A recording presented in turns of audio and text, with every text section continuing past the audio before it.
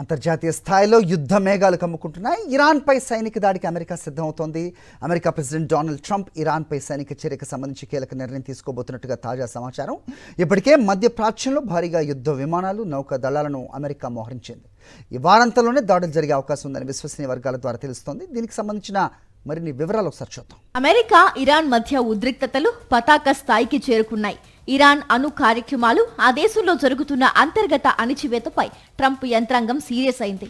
తాజాగా అందుతున్న సమాచారం ప్రకారం ఈ వారాంతంలోనే ఇరాన్ లక్ష్యాలపై అమెరికా విరుచుకుపడే అవకాశం ఉంది. ఇందుకోసం పెంటగాన్ ఇప్పటికే అన్ని ఏర్పాట్లు పూర్తి చేసింది. అమెరికా సైన్యం తన వైమానిక, నౌకా దళాలను ఇరాన్ సరిహద్దులకు సమీపంలో సిద్ధంగా ఉంచింది. అయితే అధ్యక్షుడు ట్రంప్ ఇప్పటి వరకు తుది నిర్ణయం తీసుకోలేదని, తన సలహాదారులతో చర్చిస్తున్నారని వైట్ హౌస్ వర్గాలు చెబుతున్నాయి.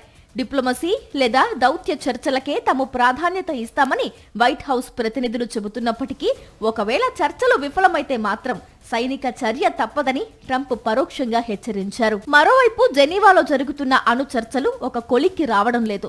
అటు బ్రిటన్ కు చెందిన కీలక సైనిక స్థావరాలను కూడా ఈ దాడుల కోసం ఉపయోగించుకునే అవకాశం ఉందని ట్రంప్ సంకేతాలిచ్చారు. ఒకవేళ యుద్ధం అంటూ వస్తే అది ప్రపంచ చమురు సరఫరాపై మరియు అంతర్జాతీయ భద్రతపై తీవ్ర ప్రభావం చూపే అవకాశం ఉందని విశ్లేషకులు ఆందోళన వ్యక్తం చేస్తున్నారు. అమెరికా తదుపరి అడుగు ఏంటి అనేది ఇప్పుడు ప్రపంచ వ్యాప్తంగా ఉత్కంఠ రేపుతోంది. ఒకవేళ ట్రంప్ గ్రీన్ సిగ్నల్ ఇస్తే శని లేదా ఆదివారాల్లో ఇరాన్ పై క్షిపణి దాడులు జరిగే అవకాశం ఉంది.